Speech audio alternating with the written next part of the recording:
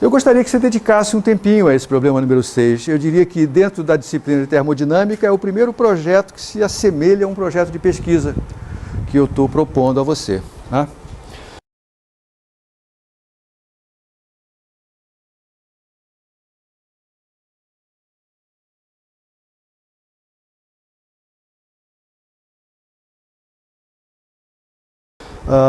Em primeiro lugar, tem uma afirmação, quer dizer, na verdade o modelo de gás ideal é apenas uma aproximação, porque mesmo a baixas densidades, os gases reais não obedecem à lei dos gases ideais perfeitamente. Essa é a primeira afirmação.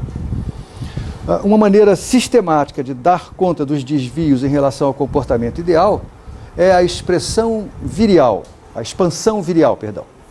A expansão virial é uma técnica muito utilizada em termodinâmica para você derivar equações de estado de diferentes fluidos. Ela é uma maneira, digamos, geral de você englobar todas as equações de estado possíveis numa formulação unificada. Ela pode ser deduzida a partir de um modelo de interação entre as partículas que compõem um fluido, que envolve interações de pares, interações de 3 corpos, interações de 4 corpos e assim por diante.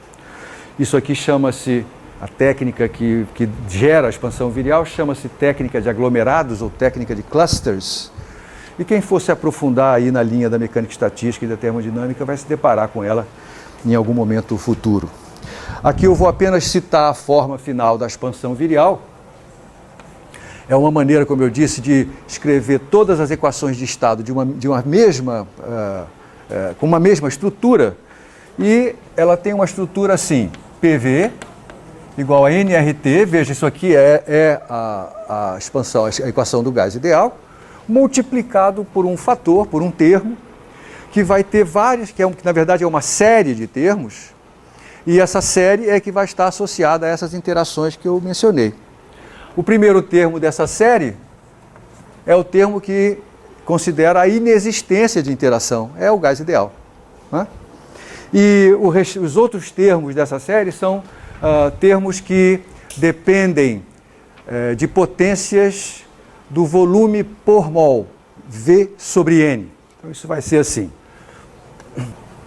Claro, aí os outros termos da série serão V grande dividido por V sobre N ao cubo e assim sucessivamente.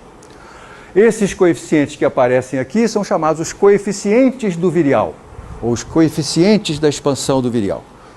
E eles são dependentes da temperatura, como aliás quer destacar o exercício que eu estou propondo a você. E dependem também do particular modelo, como eu disse, que você estiver estudando. Como eu disse, B grande, C grande, D grande, etc., são chamados os coeficientes da expansão do virial, ou coeficientes do virial. Veja que cada termo dessa série envolve aqui o volume por mol no denominador. Portanto, se a densidade do gás for baixa, significa que V sobre N é grande, tá certo? Então, quanto mais baixa for a densidade, mais termos dessa série eu posso ignorar nas aproximações sucessivas que eu vou poder fazer. Claro, você vê aqui que no limite de densidade nula, você tem o gás ideal, né? Com densidades baixas, cada termo dessa série vai ser menor do que o termo anterior, por causa da presença desse fator V sobre N elevado a uma potência N no denominador. Em muitas situações se torna suficiente omitir o terceiro termo e se concentrar no segundo, esse daqui, chamado, claro, o coeficiente, ou segundo coeficiente do virial. Ele é o segundo porque o primeiro é 1, né? Então, muitas vezes, isso acontece na pesquisa que quer determinar equações de estado de diversos fluidos, o primeiro passo é você tentar determinar, ou empiricamente ou formalmente, qual é o valor do segundo coeficiente do virial. Então você vai ver artigos ainda hoje publicados, cujo título diz: calculei o segundo coeficiente do virial de não sei o quê.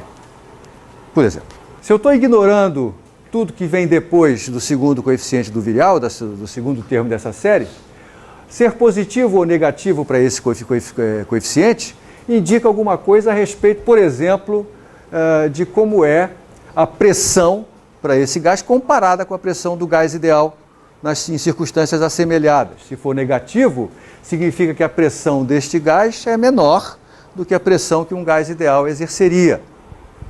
Tá certo? Se for positivo, é uma pressão maior do que a pressão que um gás ideal exerceria. Eu quero calcular o segundo termo da expansão virial para o nitrogênio e a pressão atmosfera para cada temperatura. Eu tenho o valor de B, é dado na tabela, eu tenho que dividir por V sobre N. Mas como é que eu calculo V sobre N? Esse aqui é o mistério. Para calcular V sobre N, eu vou usar um artifício muito usado pelos físicos, que é o seguinte. Eu vou usar a lei dos gases ideais para determinar o V sobre N. E aí, calculo esse coeficiente, eu calculo esse termo da série, eu poderia até verificar se o V sobre N resultante difere muito do V sobre N da onde eu parti.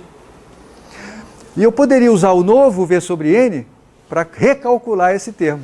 E fazer isso sucessivamente até que dois cálculos sucessivos difiram menos do que um valor que eu estipulo como sendo o meu erro máximo. Isso é uma técnica chamada de aproximações sucessivas, que faz os matemáticos ficarem completamente fora de si, mas que é utilizada com muito sucesso pelos físicos. Tá? E ela é completamente justificável. Eu não vou formalizar a justificativa dela, mas enfim, não tem nada de muito extraordinário nisso.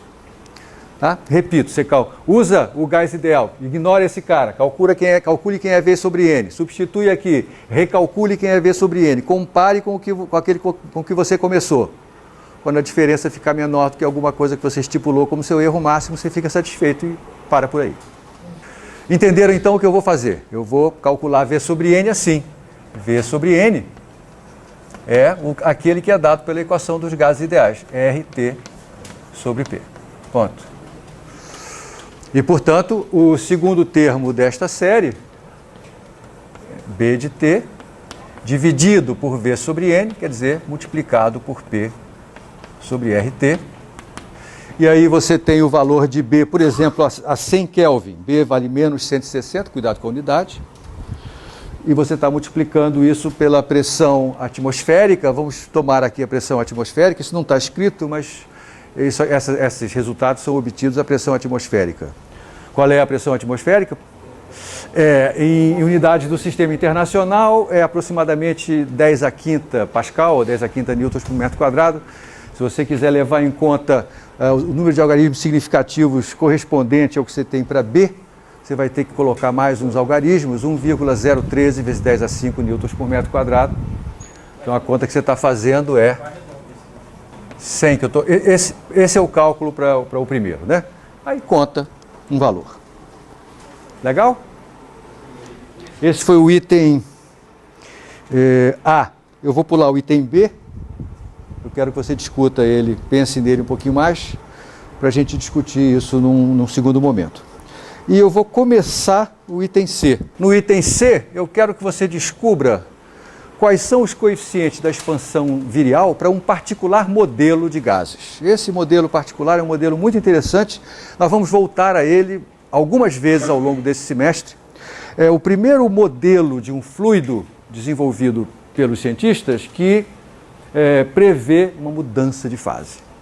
Os gases ideais, a lei dos gases ideais não prevê nenhuma mudança de fase. No final do século XIX, um físico holandês chamado Johannes van der Waals propôs na sua tese de doutorado um modelo extremamente simples. Repito, nós vamos discuti-lo até com bastante profundidade esse semestre, que é o primeiro modelo que é capaz de produzir uma transição de fase. Esse modelo tem uma equação de estado que é a seguinte, conhecido entre os físicos como modelo VDW. Veja que ele tem uma certa semelhança com a lei dos gases ideais, né? Mas ele tem uma correção para a pressão e tem uma correção para o volume.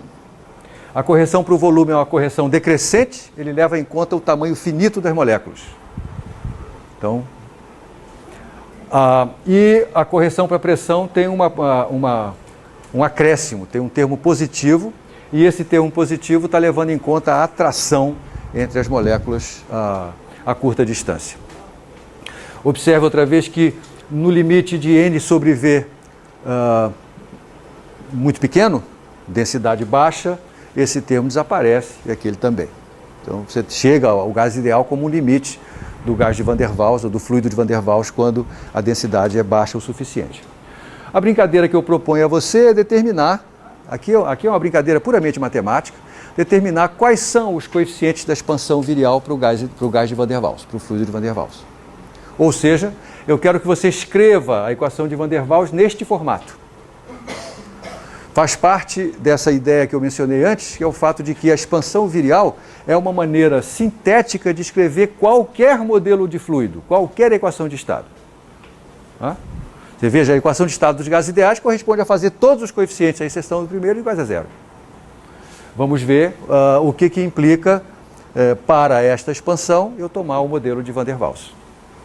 Então o que eu faço aqui em primeiro lugar é tentar escrever essa equação o mais parecido possível com essa.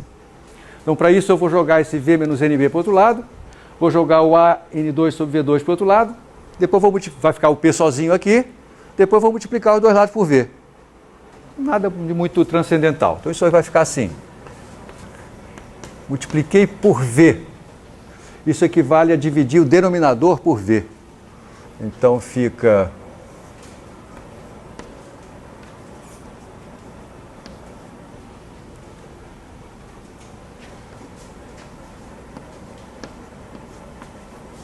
Agora, ainda no intuito de fazer essa equação ficar o mais parecido possível com essa, eu vou fatorar o nRT do lado direito. Sobra 1 sobre... Que, aliás, eu já posso escrever direto aqui, ó, esse N no denominador do denominador, porque lembre que eu quero chegar a coisas que tem V sobre N no denominador. Tá certo? Muito bem, agora eu estou falando de gases a baixa densidade, significa dizer que N sobre V é pequeno. Aqui, você tem 1 menos N sobre V vezes B elevado a menos 1. E é aqui que você vai usar a expansão de Taylor. A expansão de Taylor, neste caso, diz que 1 mais x elevado a qualquer coisa, quando x for muito menor do que 1, isso aqui é aproximadamente igual a 1 mais nx mais... Qual é o próximo termo? Eu vou ficar satisfeito se você souber vir até aqui, tá bom? Você vai escrever este termo usando a expansão de Taylor. Tá? Daqui para frente você pode seguir sozinho, tá bom? Em seguida, nesse mesmo exercício, eu peço para você que você faça o seguinte. Você vai, no final, você vai obter B e C. Deixa eu te dar as respostas aqui. B de T vai resultar ser B pequeno menos A sobre RT. E o C de T dá exatamente B quadrado, se eu não me engano.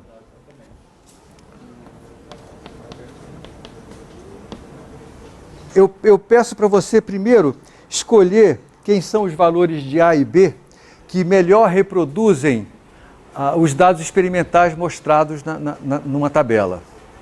Aí isso é um exercício de pesquisa mesmo. Você vai tentar encontrar esses valores. Pode usar mínimos quadráticos, ou se você gosta de usar algum pacote pronto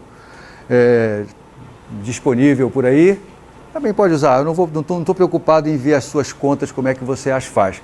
Estou preocupado em que você tenha iniciativa suficiente para conseguir responder uma pergunta como essa. Quem usa tablets, por exemplo, tem um aplicativo muito legal chamado Data Analysis, que faz essas brincadeiras aí com muita agilidade. Quem usa Linux tem XMGR, Grace, enfim, é fácil de você achar aplicativos que podem te ajudar nessa tarefa.